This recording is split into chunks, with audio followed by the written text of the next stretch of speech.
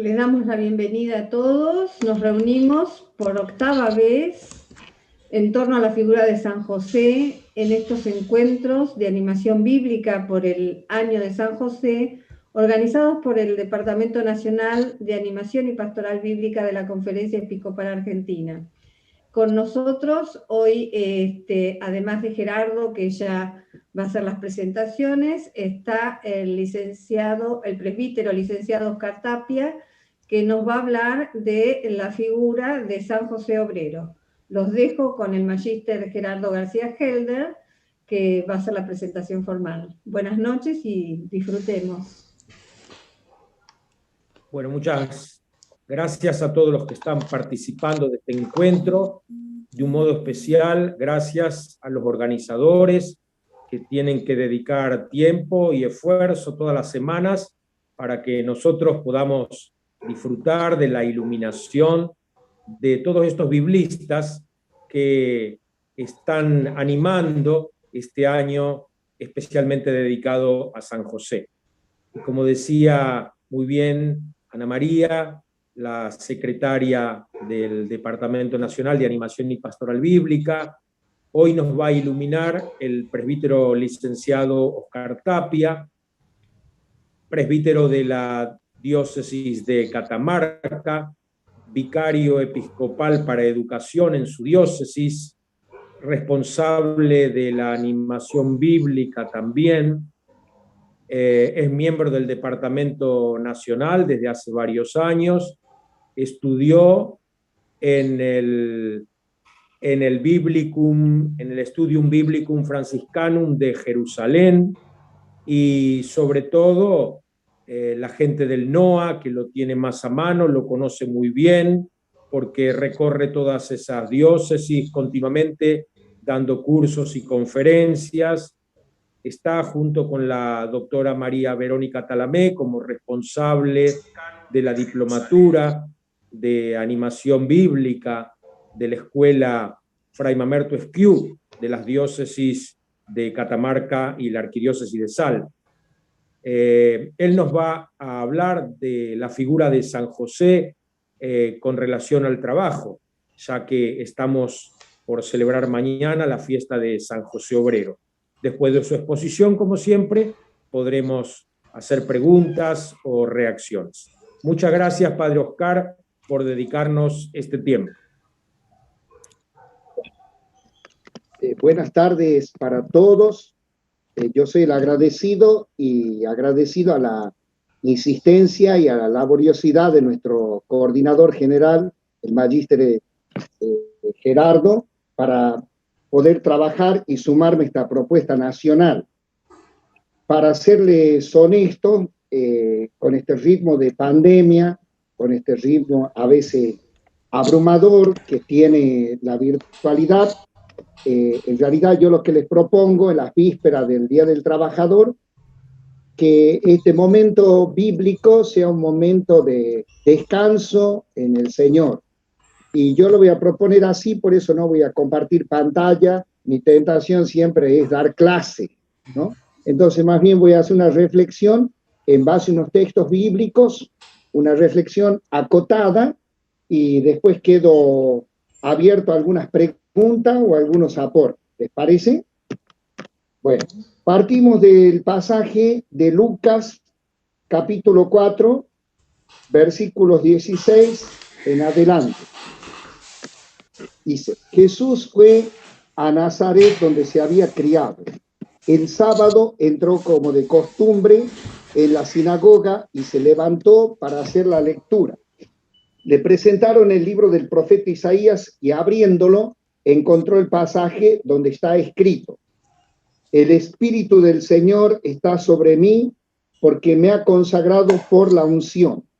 Él me envió a llevar la buena noticia a los pobres, a anunciar la liberación a los cautivos y la vista a los ciegos, a dar la libertad a los oprimidos y a proclamar un año de gracia del Señor.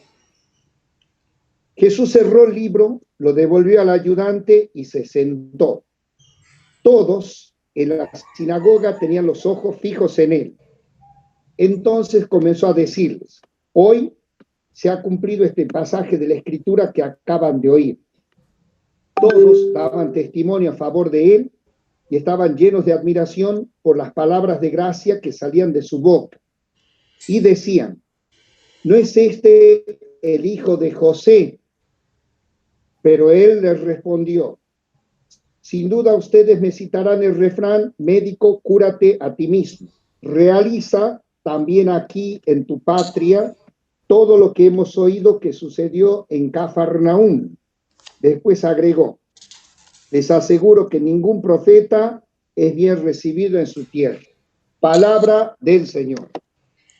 Gloria a ti, Señor. Me ha parecido sugerente este texto que todos sabemos que es un texto programático que se encuentra en Lucas, cuando Jesús comienza la vida pública. El Señor define su vida a partir de un texto de Isaías, como la va a definir también San Juan Bautista, ¿verdad? La voz que clama en el desierto. Como va a definir San Pablo su vocación como luz de la gente. Entonces creo que este discernimiento a partir de la palabra de Dios siempre es muy bueno porque habla de una actitud de escucha. Cuando Jesús llega a su pueblo, nuevamente llega precedido por la fama de predicador y de taumaturgo. Por eso le dicen al final que él repita lo que ha hecho en Cafarnaúm. Ya lleva un trayecto de la vida pública. Recordemos nosotros que cuando Jesús comienza la vida pública, según dice Mateo, se traslada a Cafarnaúm por una cuestión estratégica. Cafarnaúm era un cruce de camino y entonces él, para darle a la misión, digamos, todo este impulso, se va a ese lugar que estaba a orillas del lago.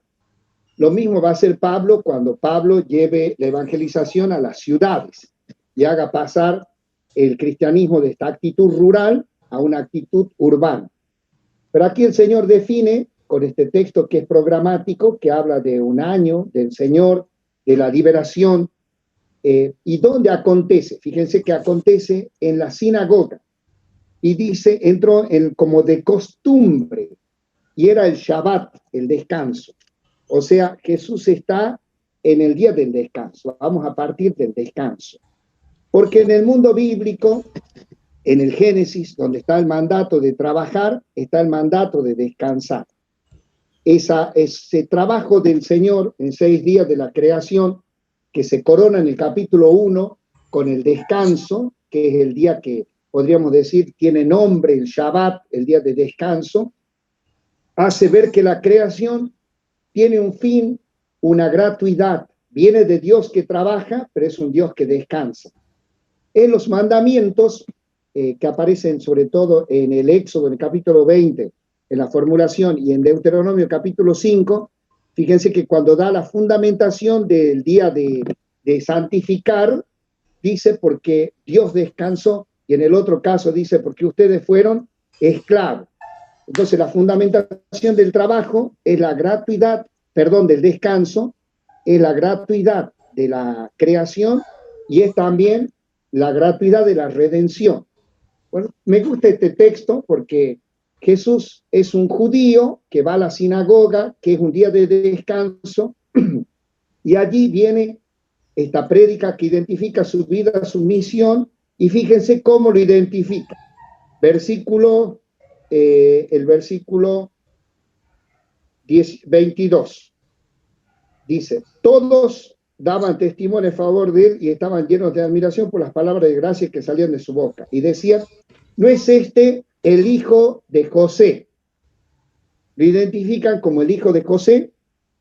Y vamos al texto paralelo. Vamos a Mateo. En el capítulo 13, versículos 53 al 58, Mateo va a narrar esto mismo y miren lo que dice. Dice, 53 al 58. Cuando Jesús terminó esta parábola, se alejó de allí. Al llegar a su pueblo, se puso a enseñar. En Mateo, este pasaje también es clave porque se encuentra después del discurso central de las bienaventuranzas, de las parábolas, que es el centro de los 5 sermones que hay en Mateo. Y cuando terminó esto, llega a su pueblo, se puso a enseñar a la gente en su sinagoga, de tal manera que todo estaba maravillado. Y decía, ¿de dónde le viene esta sabiduría y ese poder de hacer milagros? Mire lo que dice. ¿No es este el hijo del carpintero? Allá dice, no es hijo de José. Acá da la profesión y el texto original dice tecton, que es la palabra que en realidad va a significar artesano. Después ustedes con un recurso bíblico como el Bible Works o con alguno de estos paralelos, algún diccionario, buscan tectons y todos los paralelos es muy interesante, por ejemplo en Isaías, en Jeremías, porque se trata más que de un carpintero, como lo entendemos nosotros, un artesano del hierro, de la madera, de los metales. Así aparece la palabra tecton, digamos como una palabra genérica. En el texto de Mateo dice, ¿no es este el hijo del artesano? Vamos al Evangelio de Marcos, al paralelo en el capítulo 6, versículo 1. Dice, Jesús salió de allí y se dirigió a su pueblo, seguido de sus discípulos. Cuando llegó el sábado, comenzó a enseñar en la sinagoga. Estamos en el día de descanso. Y la multitud que lo escuchaba estaba asombrada y decía, ¿de dónde saca todo esto? ¿Qué sabiduría es que le ha sido dada y esos grandes milagros que realizan por sus manos? En realidad el texto dice, la sabiduría que tiene y el poder, el poder de curación. ¿De dónde saca esto? ¿No es acaso el carpintero, el hijo de María? Miren, en el texto de Lucas dice hijo de José. En el texto de Mateo, hijo del carpintero. Y en el texto de Marcos, él es el artesano, hijo de María. ¿Me explico? Bueno, con esta palabra tecton, uno sabe que, digamos, que es identificado como un trabajador. Si uno va al Evangelio de Juan, capítulo 5, versículos 16, ahí hay una discusión después que Jesús ha curado el enfermo en la piscina de Bethsata. ¿Se acuerdan? Cuando ha curado y viene porque lo hizo el sábado. Y el sábado, como era Shabbat de descanso, estaba la prohibición de hacer un trabajo. Entonces viene la disputa, la discusión, y mire cómo dice. Versículo 16. Ellos atacaban a Jesús porque hacía esas cosas en sábado. Él les respondió. En Juan 5, 16. Él le respondió, mi padre trabaja y yo también trabajo. ¿A qué padre se refiere? Al Padre Dios. Entonces, Jesús es un trabajador porque Dios es el trabajador. En la vida terrena se le identifica a Jesús como el hijo de un artesano, de un trabajador. Y como decía el Papa Juan Pablo II, San Juan Pablo II, en la Labores Necessitans, en el número 6, dice, Jesús aprendió el valor del trabajo en el banco del carpintero. En la extensa vida oculta que ya hablamos nosotros de en Nazaret, la larga vida oculta, Jesús, ¿qué hace? Trabaja. Nazaret, sabemos por la arqueología, por todos los datos que tenemos, era una aldea pequeña en la colina y en realidad allí vivían de una manera humilde. ¿Y quiénes vivían? Judíos que probablemente en la época de los macabeos los habían llevado de la zona sur de Judá para un poco, digamos, judaizar, evangelizar esa zona norte, que era una zona que para ellos era la Galilea de los gentiles. Entonces habían ido seguramente allí porque ellos eran de Judá y terminan en esa migración en la época de los macabeos. Después, bueno, la historia, la ciudad sufre los pasos de los imperios, de esta situación, y fíjense, se cree con toda probabilidad que José y Jesús trabajaban en Séforis, cerca de Nazaret. Hay una ciudad que está muy trabajada, muy excavada, fíjense que no aparece en los evangelios. Curiosamente los evangelios no le dan protagonismo ni a Séforis ni a Tiberíades, que eran en ese momento grandes ciudades, porque el movimiento de Jesús es más bien rural y es un movimiento social con la gente postergada. Entonces suponen los exégetas y sobre todo los arqueólogos que estos artesanos, José y su hijo, trabajaban porque Nazaret era chiquito. Nosotros nos hacemos la idea de constructores de muebles, pero no usaban tampoco muchos muebles.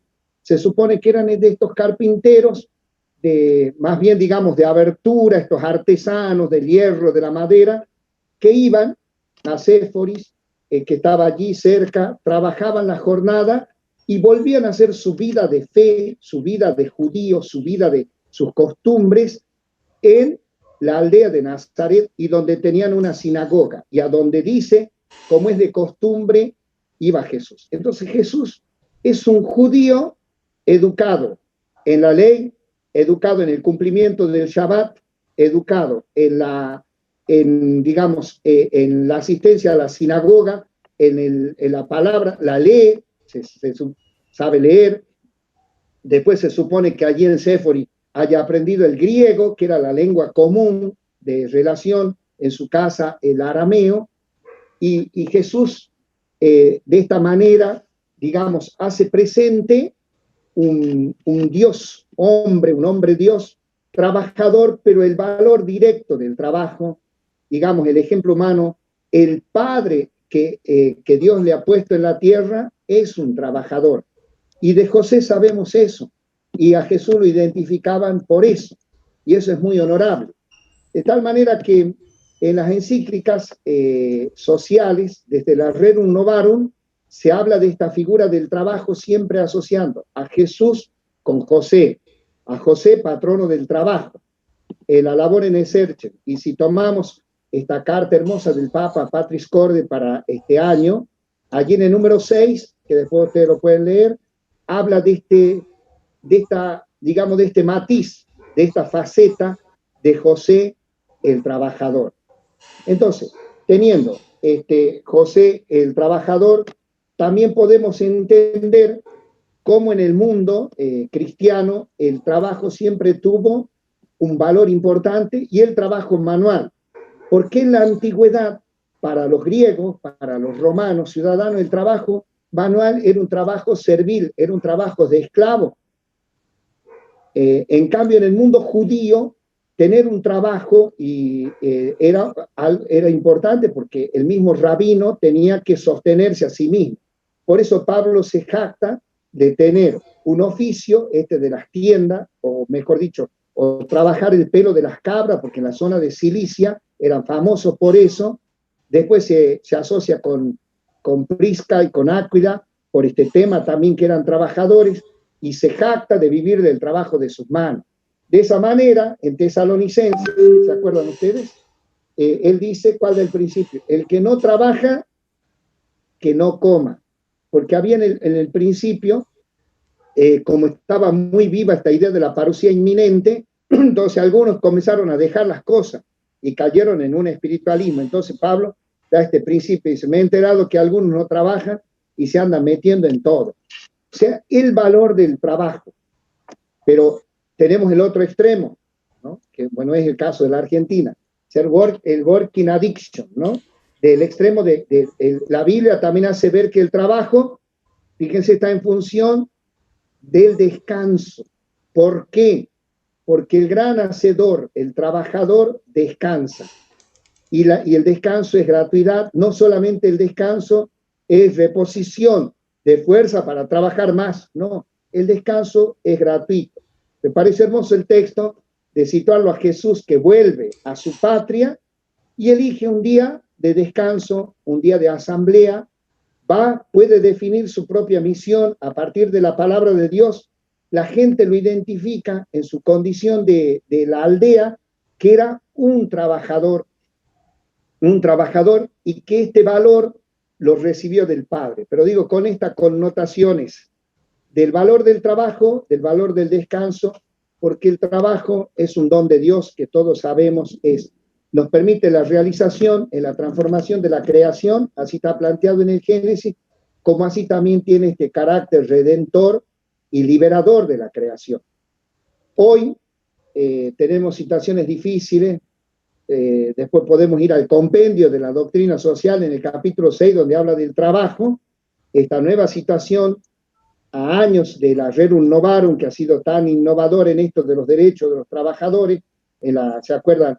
En la época de la Revolución Industrial y del proletariado y de la pobreza, hoy tenemos una situación nueva de desocupación, pero también tenemos una situación difícil en la Argentina, que es el trabajo solo en función del lucro, o no generar las fuentes de trabajo, o no fomentar el trabajo. Entonces no tenemos, lamentablemente, una cultura del trabajo.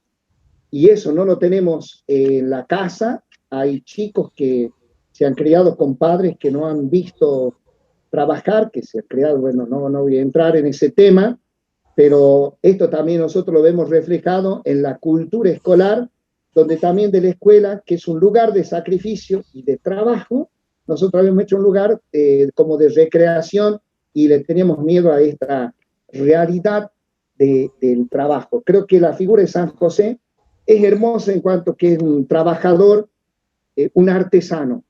Digo, esto fue muy importante para los cristianos, tan así que San Benito, en el Ora et Labora, revaloriza en el mundo greco, en el mundo de ese entonces, revaloriza el valor del trabajo manual, con todo lo que significa en la vida monacal como un sistema de producción, pero también unido a la reflexión, como un modo también de oración.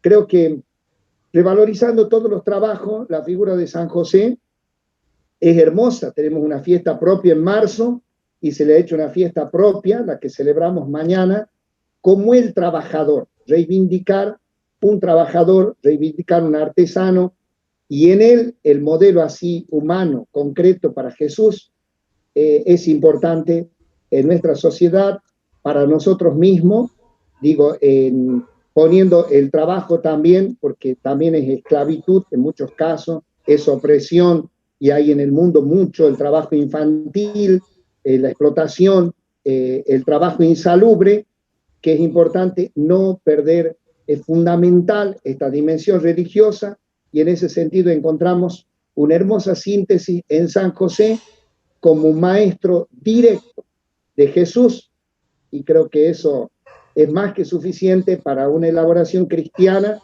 de una cultura, de un trabajo humano, integral y salvífico.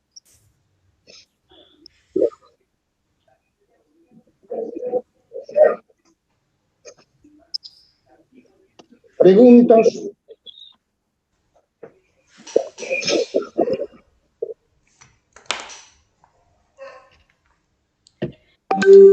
Acá por YouTube todavía no tenemos preguntas. Sí, bueno, tenemos gente de varios lados, muchos lados.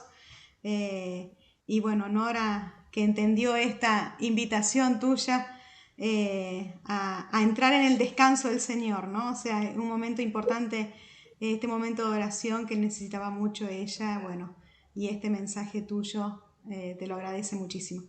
Bueno, y tenemos gente de varios lugares, pero todavía no hay preguntas. Córdoba, Mar del Plata, Las Varillas, Bahía Blanca, tenemos de todos lados, poquito.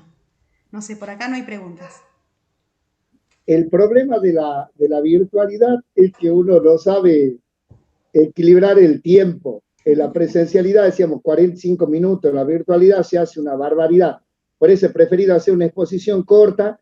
Reitero los textos, el partido de Lucas en el capítulo 4 y los textos paralelos, ¿no? En Lucas en 4, en Mateo es el capítulo 13, versículo 53, en Marcos el capítulo 6 y después el capítulo 5 de Juan a partir del versículo 16, ¿no? Esto en cuanto al Nuevo Testamento. He citado la carta a los tesalonicenses,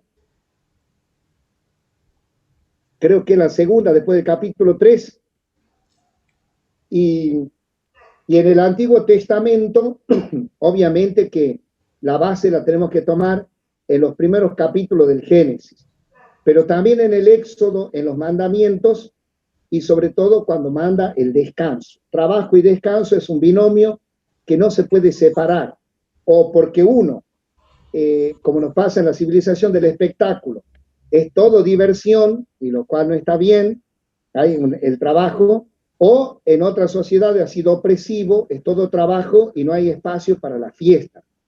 La antropología que trae el Génesis, sobre todo en los 3 primeros capítulos, es fantástico, porque la creación está planteada como un don de Dios para disfrutar, para transformar. Capítulo 2, el mandato de cultivar, de dominar la tierra, es el mandato del trabajo.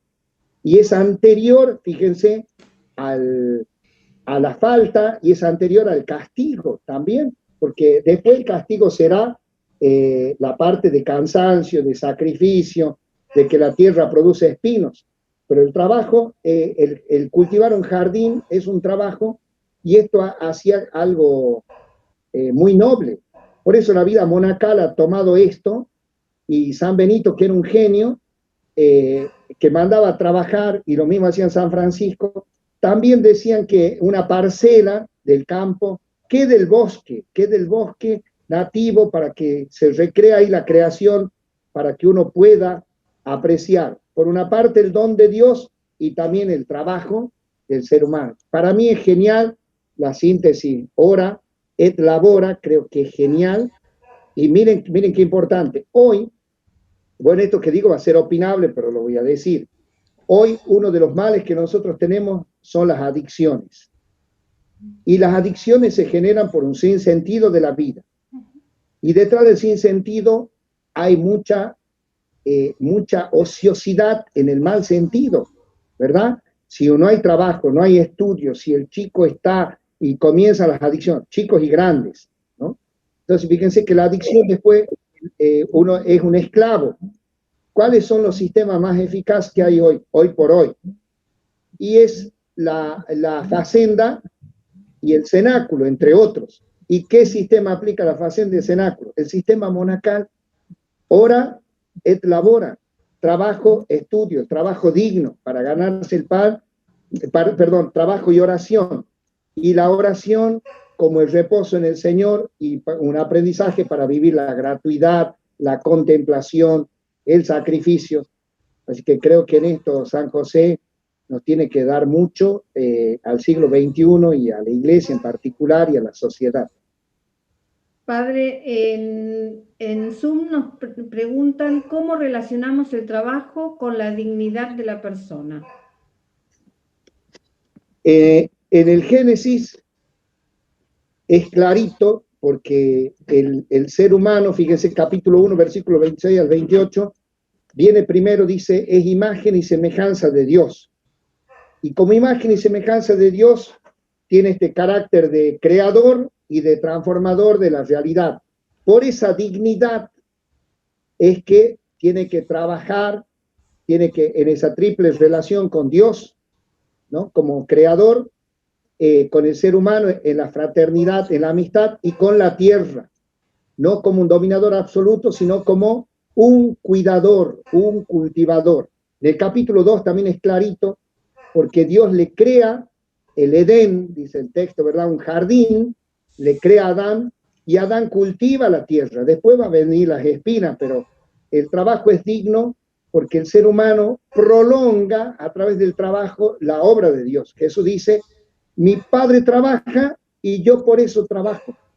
Así también como va a exigir el descanso. Y como en el texto del Éxodo, estaba tan preceptuado el descanso que amenazaba con la pena de muerte a aquel que no lo cumpliera. Era para evitar en los dos extremos.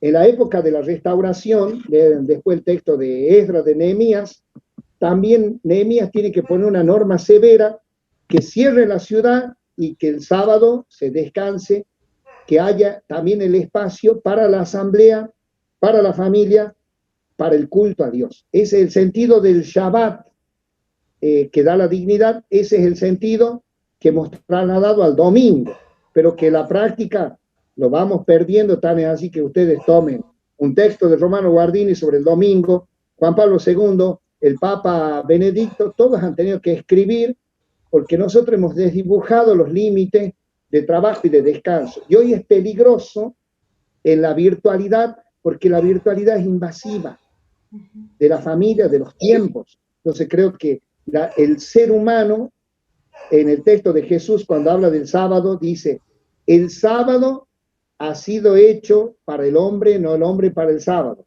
remarcando siempre la dignidad del ser humano, y por eso también a lo largo de la historia se ha peleado por el día de trabajo, el día de descanso. Algunos exégetas dicen que el texto del Génesis capítulo 1 es el primer reclamo social, porque los babilonios los hacían trabajar, lo mismo que hacían los egipcios, los oprimían. Entonces pelear por un día de descanso para el culto, para la asamblea, para la familia. En la sociedad de hoy, insisto, tendremos que generar nuevas formas para este teletrabajo, por ejemplo, que tiene sus ventajas y sus desventajas. Lo que le pasa, yo conozco mucho el mundo docente, a veces están el sábado a la noche, el domingo, eso es invasivo.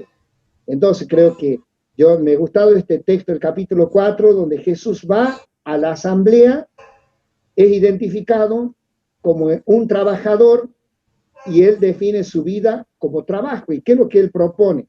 Un año de liberación a los cautivos, dar la vista a los ciegos, es trabajar. Y por eso en Juan va a decir, yo trabajo, ¿no? La dignidad del trabajo le viene por la dignidad de la persona, y por eso se pelean por los derechos y deberes también, ¿no?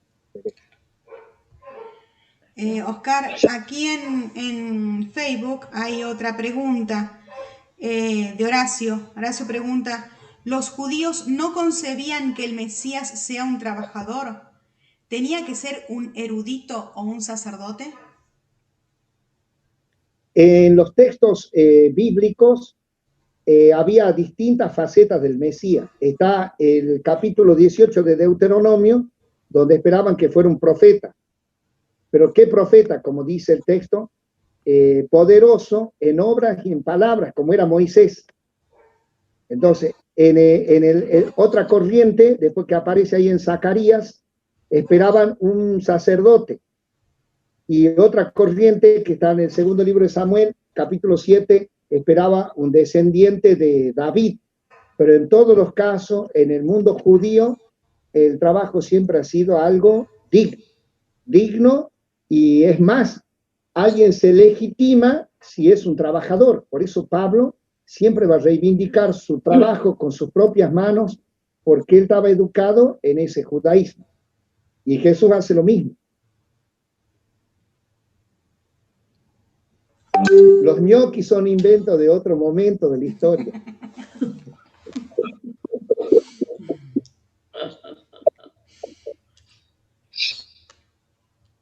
Oscar, en el capítulo 4 del Génesis tenemos la figura de dos trabajadores, Caín y Abel, con dos tipos de trabajo distintos. Estos trabajos que el autor sagrado les atribuye, tienen que ver también con la valoración que el entorno del autor tiene en ese momento del trabajo nomadista, como el de Abel, y la descalificación del sedentarismo del agricultor como Caín. Exactamente. Hay exégetas que dicen que ese trasfondo bíblico que tipifican dos hermanos es en realidad la pelea de los agricultores con los ganaderos. Esa pelea que la tenemos en Argentina también. Si la pampa, ¿no es cierto?, la necesitamos como un lugar de granero, tenemos que traer más hacia la zona de la llanura pampeana, de la serranía, que acá, por ejemplo, en la economía se está estudiando esas alternativas. Creo que sí, siempre la Biblia tiene un gran trasfondo, y el texto intencionadamente favorece en este caso a Abel, ¿no es cierto? Favorece y hace todo el tema de la ofrenda. Hay un trasfondo de las peleas, de la humanidad, hay un trasfondo. No nos olvidemos que los orígenes de nuestro pueblo eran pastores nómades. El tema, aprenden después el tema de la agricultura en la tierra prometida. Hay un paso muy significativo de este nomadismo en la ocupación de la tierra. Cuando entra la tierra de Canaán, primero ocupan la llanura, la meseta central, donde era la tierra para el pastoreo, porque la tierra, la llanura, la tenían otros pueblos y tenían más desarrollado también el tema de la agricultura. Este es un proceso lento. Hay algunos, como Yuval Noah Harari, que dicen que tiene un juicio muy crítico a la agricultura. Dice que nosotros hemos tenido mucho más, miles de años como cazadores y recolectores, otra relación con la naturaleza, y que después la agricultura nos ha sedentarizado y nos ha esclavizado y le ha dado el monopolio a algunos y también nos ha arruinado hasta la dieta alimenticia. Dice que eso genéticamente no lo tenemos ni superado, al punto que nosotros, por ejemplo, ¿por qué tenemos tantas calorías cuando en realidad no las necesitaban? ¿No? Bueno, es una discusión, esto que plantea Gerardo es muy interesante, porque sí eran las discusiones que había. Ustedes fíjense que en el texto del Génesis también el mismo, cuando los hijos de Noé tienen distintos oficios, porque el texto del Génesis va tratando de explicar los orígenes de todo, del mundo, de la historia, del bien y del mal, de las lenguas, de la variedad de los pueblos, de los oficios, de los trabajos. Bien, acá en YouTube seguimos. Bueno, Andrea comenta que, bueno, en estos momentos está con COVID y que valora enormemente el trabajo, el descanso, perdón, para reponerse y continuar cuando mejore el trabajo, ¿no? Y bueno, hay algunas preguntitas. Héctor, algunas muy concretas. Héctor pregunta si había sinagoga en Nazaret en tiempos de Jesús. Es un poco lo que estuviste comentando. No sé si quieres agregarle algo más. Mire, el origen de la sinagoga, así con precisión, no se sabe, pero así con, digamos, pero se tiene datos históricos, arqueológicos, que en la época del post-exilio, son después del 515, cuando vuelven, y se ha producido esa gran diáspora, porque no todos vuelven, en donde sobrevivieron las distintas comunidades para conservar quién era la sinagoga, que no era un templo. El templo estaba en Jerusalén. La sinagoga era el lugar, primer lugar de la reunión de la comunidad, sinagogué, lugar de la reunión. La comunidad le daba gran importancia a la palabra. Por eso la sinagoga giraba la reunión en torno a la palabra. Después eso lo organizaron. Leían el texto de la Torá, lo comentaban con los profetas y con los otros escritos. Y después, a la par de la sinagoga, para estudiar y asistir a los chicos, nacieron las escuelas, ¿no? La Bet Midrash, las escuelitas, la sinagoga, pero ya en tiempo. Por eso cuando Jesús va a Cafarnaún, también hay sinagoga. Cuando vayan a Cafarnaún, van a encontrar debajo de la sinagoga blanca, famosa, que es ya de la época de cristiana, la sinagoga negra, que le decimos en piedra basáltica, porque era el lugar de la comunidad, ¿sí? Tenían los pueblos. Recuerden ustedes cuando Pablo viaja, Pablo siempre va a la sinagoga, y en algunos casos, como en Filipo, no había, va junto al río para buscar un lugar de oración, pero estaban por todos lados la sinagoga como el lugar de la comunidad, era el lugar de la asamblea. No era solamente el lugar donde ellos iban y hacían una liturgia de la palabra, era el lugar también donde discutían los problemas comunitarios, discutían los problemas de los límites, de los campos, del sembrado, del animal que se metía en otro campo y le comía el maíz, ¿me explico? Era para eso la sinagoga. Muy interesante. Después, ya en la época de la segunda diáspora, ellos van a sobrevivir uno de los lugares por la sinagoga. Por eso alguna vez cuando vayan a Israel, en En Tel Aviv hay un museo hermoso de la diáspora, ¿no? Hatshepsut, ahí en Tel Aviv, está dentro de la universidad, precioso, donde dice cómo hemos sobrevivido 2000 años sin tierra y fuera de la tierra. Uno de los lugares es la familia, y el otro lugar es la sinagoga, y tienen como más de 10, 20 maquetas hermosas de las grandes sinagogas que tienen a lo largo del mundo. ¿Sí? Bien. Así que sí. Bien, perfecto. Bueno, Marcelo, también por YouTube, con esto del carpintero y el artesano, pregunta, ¿cómo enseñar la expresión de carpintero y artesano para una mejor iluminación? Bueno, mi sugerencia es que vayan a buscar la palabra en los diccionarios. Tecton es la palabra tecton. Hay programas como por ejemplo BibleWorks, que uno cliquea la palabra dentro del texto y le tira todos los lugares en Isaías, en tanto, dónde está. Y allí van a ver, se ven los matices. Por ejemplo, en un caso en Isaías, el tecton es un herrero. En otro caso, alguien que está trabajando, digamos, como en una carpintería a gran escala. Entonces ahí nos ilumina esta palabra mayor, porque nosotros en el imaginario colectivo nuestro, el carpintero es el que hace muebles de madera, ¿verdad? Entonces, bueno, hoy trabajan con la fibra, con todas estas cosas distintas, pero en el mundo bíblico, digamos, este término griego es más abarcativo por los mismos usos que da la Biblia. En estos casos siempre el contexto, cuando hay una palabra que es así bastante amplia, el contexto hace ver los diversos usos y nos da la semántica de lo que nos quiere expresar.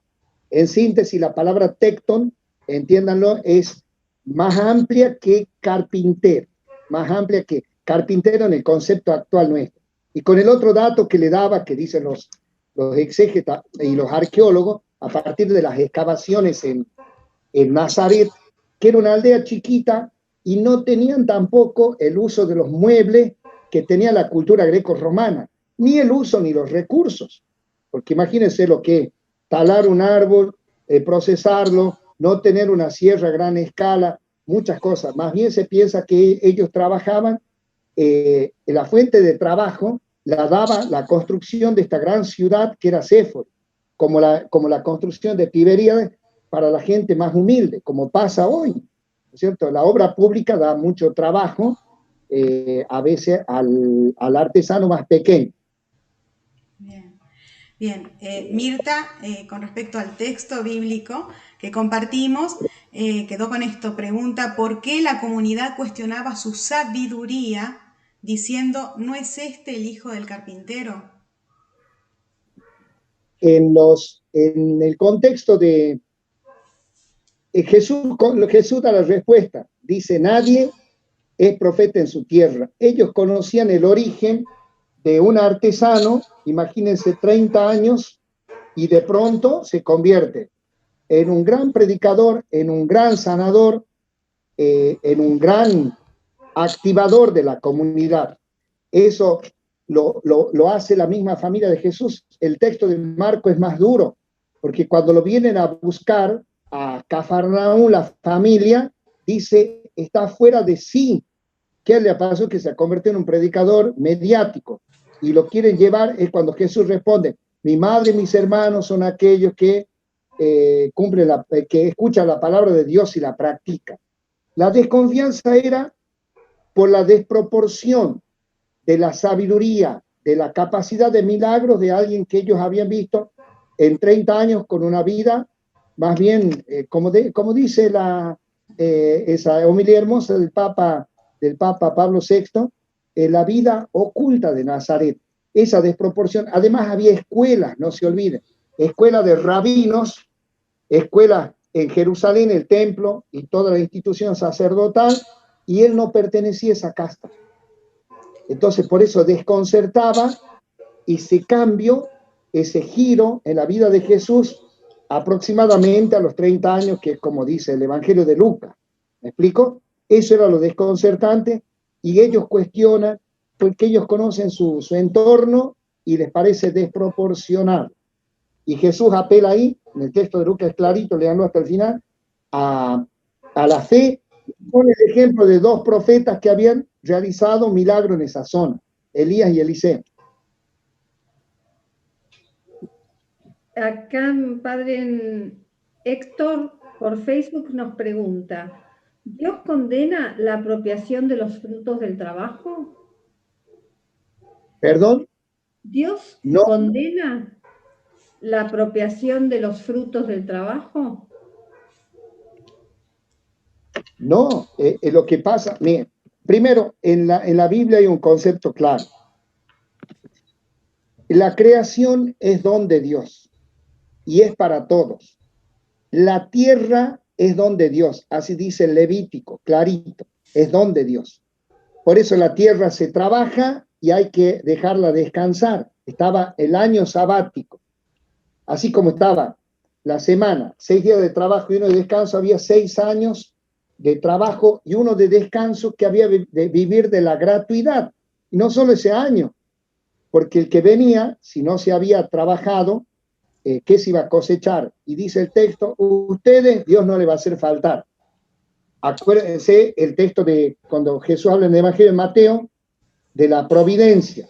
Los pájaros no siembran y Dios no le hace faltar, y los lirios del campo tienen más belleza que la vestidura de Salomón. ¿Me explico? O sea, de esta providencia que es de Dios. Si está en este concepto, la tierra es de Dios, los dones son para todos, el trabajo es producción y es producción para el bien de la comunidad. Y por eso manda la Biblia compartir. Por eso había que dejar en el campo que los otros pasen a recoger. Es lo que hace Ruth. Recoge las gavillas que quedan. En el caso de la aceituna, de la uva, había que dejar, porque tenían ese concepto de que el fruto es para todos. Recuerda el libro del Deuteronomio, que no haya pobres entre ustedes. ¿No? O sea, el mandato es el fruto, hay que trabajar. Pablo es severo, que el que no trabaja, que no coma. Pero también el mandato de compartir. Por eso van a ver en Pablo la colecta para Jerusalén, porque hay momentos de desgracia que puede ser una sequía que trae hambruna, una hambruna grande. Entonces, el mandato es siempre, acuérdense los textos de los Hechos, capítulo 2, capítulo 4, capítulo 5, la comunidad pone al bien común y nadie pasa necesidad. Ese es el ideal. Trabajar, no vivir de arriba y aportar a la comunidad y que eso se iguale. Ese es el concepto cristiano. Después el Papa Juan Pablo lo va a formular mejor con el tema de propiedad privada y bienes comunitarios, por el tema del capitalismo y por el tema del comunismo. ¿Y cuál va a ser la fórmula? Sobre toda propiedad privada pesa una hipoteca social. O sea, creo que la doctrina cristiana es clarita, pero yo creo que el secreto es la dignidad del trabajo, que nos hace bien porque transformamos la creación y nos vamos transformando, el nivel de redención del trabajo, porque tiene una carga, pero también este concepto de lo comunitario, que eso es lo que hizo el monaquismo, poner en bien común. Después eran unas máquinas de grande producción, pero siempre en el bien común y el cuidado del más pobre. Es muy distinto del concepto capitalista, lo tengo porque me lo gané, lo tengo porque me lo merezco, lo tengo por tal cosa, ¿no? En el concepto cristiano es el trabajo digno, el progreso, pero siempre el bien de los hermanos, siempre el cuidado de los más pobres. Eso evita que uno se vuelva la codicia, que no se olviden que en la antigüedad era un Dios. Por eso Jesús dice, no se puede servir a Dios y al dinero. No se puede absolutizar la ganancia. Pone el ejemplo de que llena los silos, ¿se acuerdan? Que llena los silos y que dice, bueno, ahora date buena vida y esa noche se muere. Creo que la doctrina cristiana es hermosa en cuanto a dignidad del trabajo y en cuanto a los efectos. Gracias. Horacio te pide con mucha dedicación, ya que estás en Catamarca, si nos podrías hablar un poquitito sobre la festividad de Fray Mamerto Esquiu. Ese era un gran trabajador. Mire, El padre Esquiú era hijo de Santiago Esquiú y de María Nieves Medina. Es hermosa la historia porque Santiago Esquiú llegó acá como un combatiente español. Lo habrán traído para la conquista. Y Santiago Esquiú terminó en Catamarca y se convierte en un agricultor. A mí me gusta pensar en el texto de Isaías: de las espadas forjarán arados, de las lanzas podaderas. Eso hizo Santiago Esquiú, el padre del padre Esquiú. Entonces el padre Esquiú se crió en un lugar aquí cerca. Bueno, Catamarca todo es hermoso, para aclarar. En un lugar aquí cerca, que cuando venga se llama, en ese momento era Piedra Blanca, y se llama Departamento Fray Mamerto Esquiú. Era el Camino Real, tienen una casita humilde, y él trabajaba, Santiago Esquiú, era un labrador, y trabajaban y oraban al final del día, y así lo crió. Padre Esquiú quedó huérfano a los 10 años. La mamá se cayó de un caballo y murió, quedó a los 10 años. Entró al convento y se crió en el esfuerzo, en el sacrificio. Y después fue una figura polifacética. Fue profesor de filosofía, profesor de latín, profesor de teología, escribía, un gran orador, un gran escritor, escribía en un periódico que era Lambato. Cuando se va allá a Sucre, a Tarija, también genera un periódico que era El Cruzado, para defender del modernismo y al Papa de los ataques que tenía. Entonces era un gran trabajador, un gran trabajador.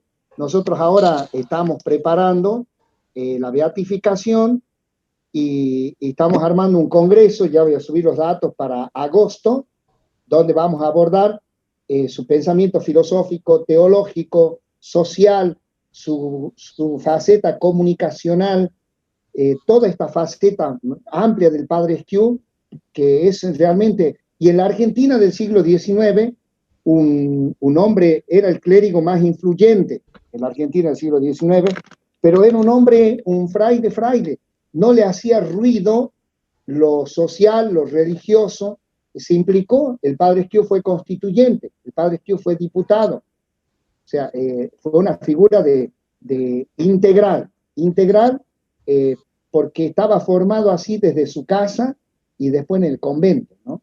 Hecho al trabajo, al sacrificio, a la vida comunitaria y a poner el dinero en la vida comunitaria. Y en realidad también el que lo ayudaba era su hermano, Odorico, que ese también era un trabajador y tenía mulas ahí en Salta, y era, digamos, como un pequeño empresario. Y él lo amaba, se amaban mutuamente porque eran los dos varones, además eran mujeres, y él le solventaba a veces los viajes al padre Esquiú, y él era su gran amigo, era su propio hermano.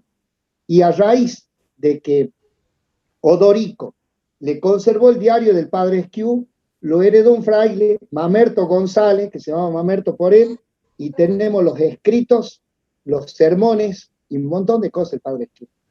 Ah, qué lindo. Soy un poquito apasionado del padre Esquiú, ¿no?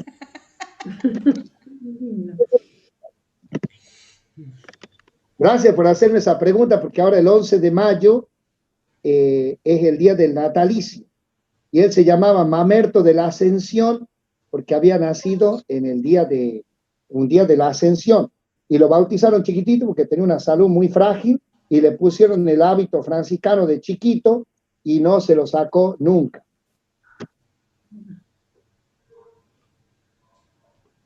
Así que yo no sé qué espera el Papa Francisco de canonizarlo pronto. Gracias, Padre Oscar, por esto, y qué lindo recordar lo que el Papa Benedicto XVI dice en la Verbum Domini, que los santos son la encarnación del Evangelio, ¿no?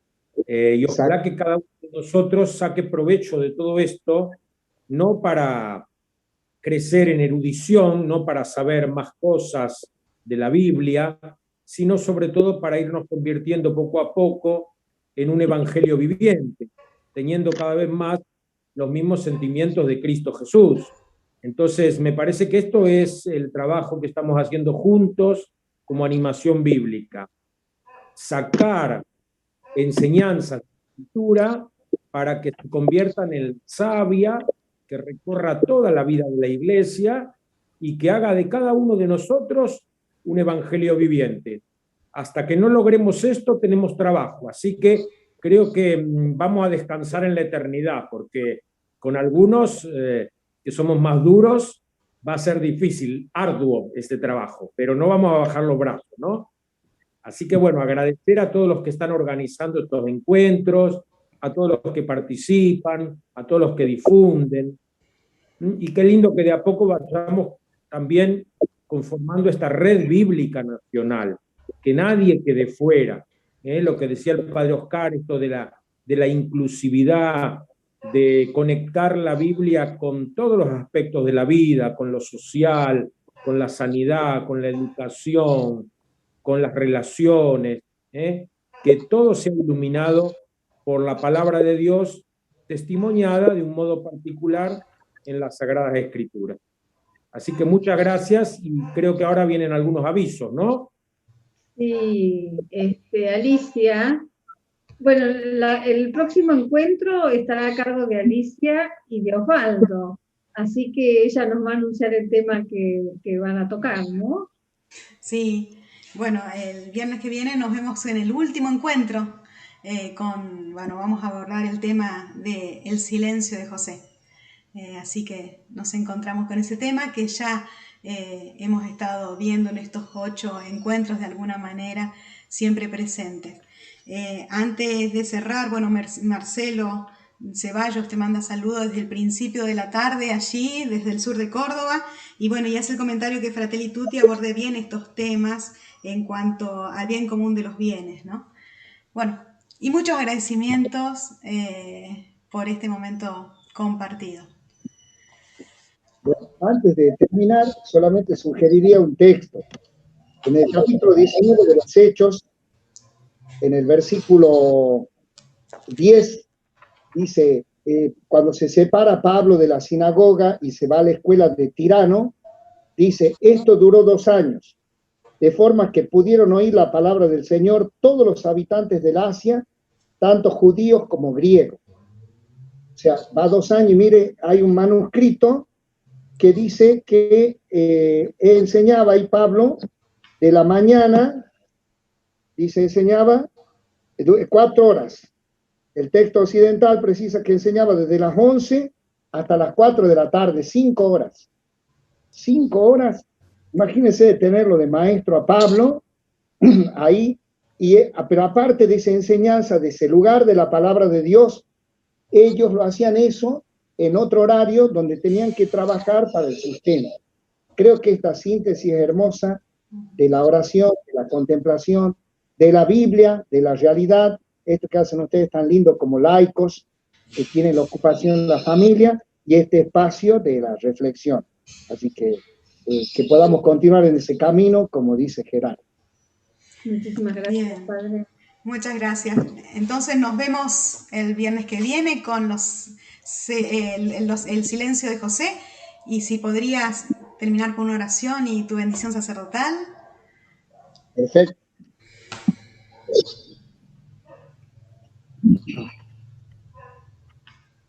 Lo voy a hacer rezar por la pronta beatificación del Padre Esquiú. En el nombre del Padre, del Hijo, del Espíritu Santo. Padre bueno, de cuyo amor procede toda gracia, que diste a nuestro hermano franciscano Mamerto Esquiú tantos dones especiales y lo hiciste pastor de tu pueblo, por su vida de entrega a la predicación, doctrina, ejemplo y servicio a los más necesitados. Te suplicamos que completes tu obra, glorificando con la corona de los santos. Por Jesucristo nuestro Señor. Amén. Amén. A nivel diocesano, estamos en el año de San José, como toda la Grey Católica, y a nivel provincia diocesano, en el año del por la intercesión de San José. La bendición de Dios Todopoderoso, Padre, Hijo y Espíritu Santo, descienda sobre ustedes, su familia, sus comunidades, sus trabajos, y los proteja siempre. Amén. Que tengan un excelente día de descanso mañana y que podamos disfrutar de la gratuidad del Señor. Muchas gracias, Padre Oscar. Muchas gracias. Feliz día. Mañana. Gracias a todos. Feliz día a todos, gracias. Gracias a todos. Gracias. Gracias. Hasta el viernes, si Dios quiere. Hasta el viernes. El viernes.